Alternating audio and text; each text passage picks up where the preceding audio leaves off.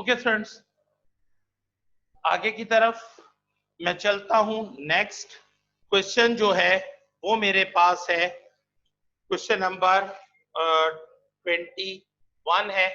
Question number 21 है 125 to base 5 under root 5। ठीक है बेटा, सॉल्यूशन लिखने के बाद लेट 5 अंडर रूट 5 बेस है, इसकी कॉमन पावर x हो गई और x के ऊपर 100 इक्वल टू 125 हो गया। नेक्स्ट स्टेप की तरफ मैं मूव करूंगा। 5 अंडर रूट 5 की पावर x और 125 है बेटा, तो ये 5 5 25 सॉरी रफ वर्क में कर लें। 125 बनता है बेटा 5 इंटू 5 इंटू 5, यानी 5 5 25 और 25 5 125। अब बेटा पहले जो दो 5 है मेरे पास, उनको मैं लॉ ऑफ एडिशन में ले जाऊं तो 5 की पावर 2 बन जाएगी, रिमेनिंग 8 5 मेरे पास बचा। बेटा जिस तरह 2 अंडर रूट 3 एक 3 के बराबर होते हैं, तो 2 अंडर रूट 5 एक 5 के बराबर हो। और आप समझ ही रहे हैं कि रूट क्रिएट करना मेरी मजबूरी है, क्योंकि मेरे पास लेफ्ट साइड पर जो बेस है उसमें रूट मौजूद है।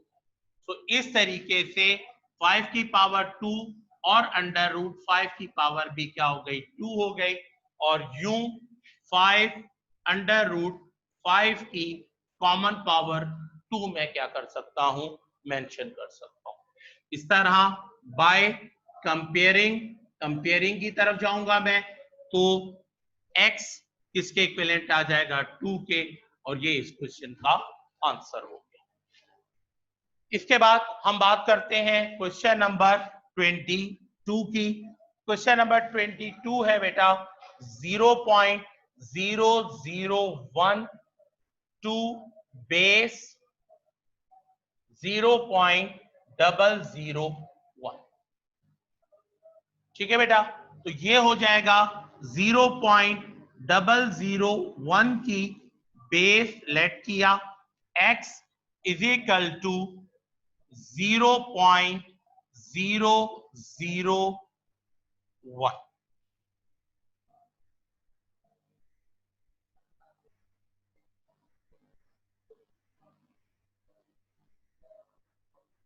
थ्री टाइम्स 0 और 1।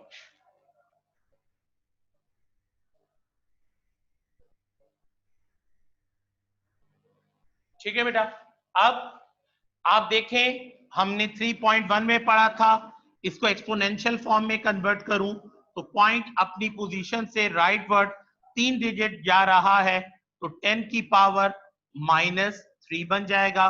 10 की पावर -3 की पावर और कॉमन पावर x आ जाएगा, और यहां पर पॉइंट अपनी पोजीशन से राइट वर्ड 4 डिजिट जा रहा है, तो 10 की पावर -4।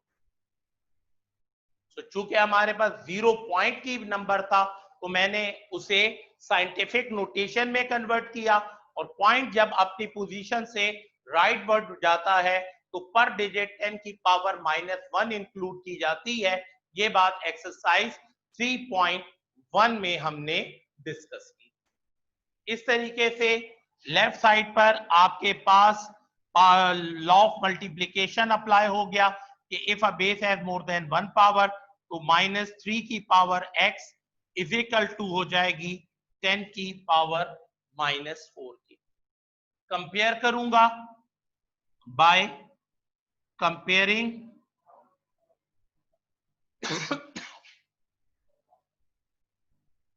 बाय कंपेयरिंग, तो -3x इज इक्वल टू हो जाएगा -4 के, और x जो है वो इज इक्वल टू हो जाएगा -4 अपॉन -3 के, और फाइनली x की वैल्यू 4 अपॉन 3 बन जाए।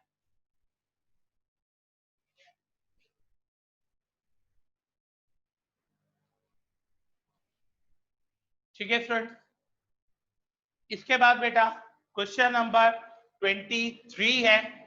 क्वेश्चन नंबर 23 में आपको एक मर्तबा फिर दो चीजें दी गई, log 8 128, इसको कंप्लीट करूं लेट करके तो log 8 128 is equal to x। log 8 128 is equal to x। अब 8 की पावर x हो जाएगी बेटा और 128 हो जाएगा। 8 की पावर x और 128। चूंकि यहां पर भी सेम लॉजिक है कि एक्सपोनेंट की जगह पर या पावर की जगह पर वेरिएबल मौजूद है तो हमें बेस को सेम करना है। तो बेटा 8 के लिए तो आपको कंफ्यूजन नहीं होगी कि 8 2 की पावर 3 में और 28 जो होता है बेटा ये आपके पास 2 की पावर 6 हो जाएगी। ठीक है,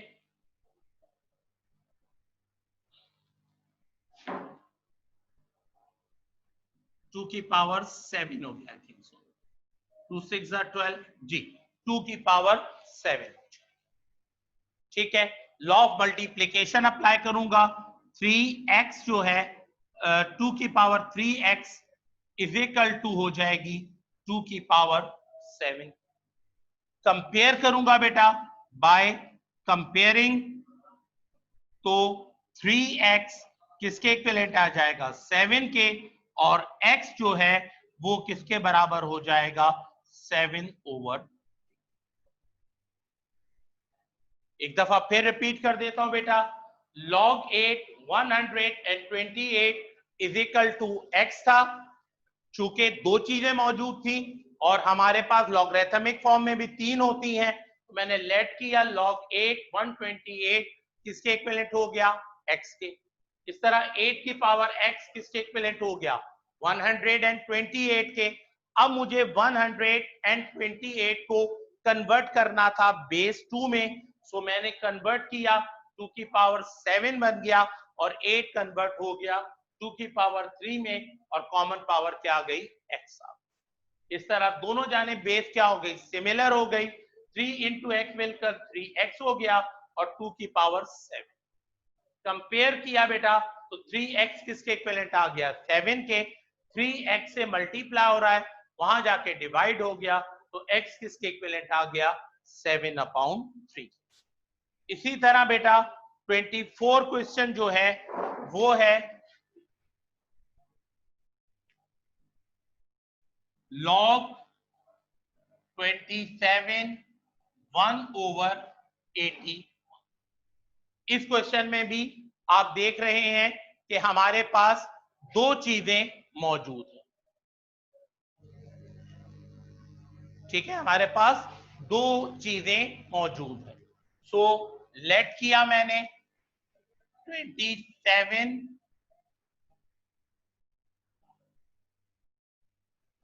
log 27 1/81 is equal to x। 27 की power x is equal to 1/81। ठीक है बेटा, अब 27 कन्वर्ट हो गया 3 की पावर 3 में इंटू x,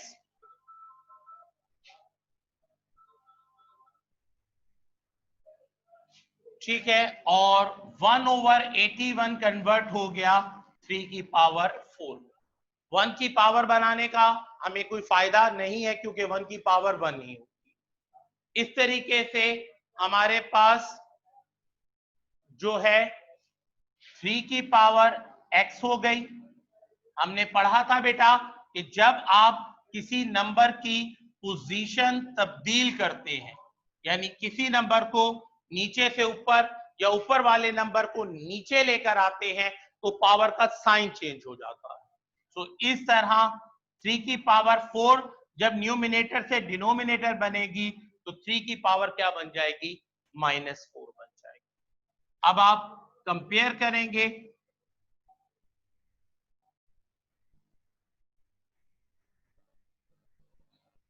by comparing तो 3x जो है वो किसके इक्विवेलेंट हो जाएगा, -4 के। अब 3 जो है वो x से मल्टीप्लाई हो रहा है, वहां जाके डिवाइड हो जाएगा, तो x की वैल्यू क्या निकल आएगी, -4/3।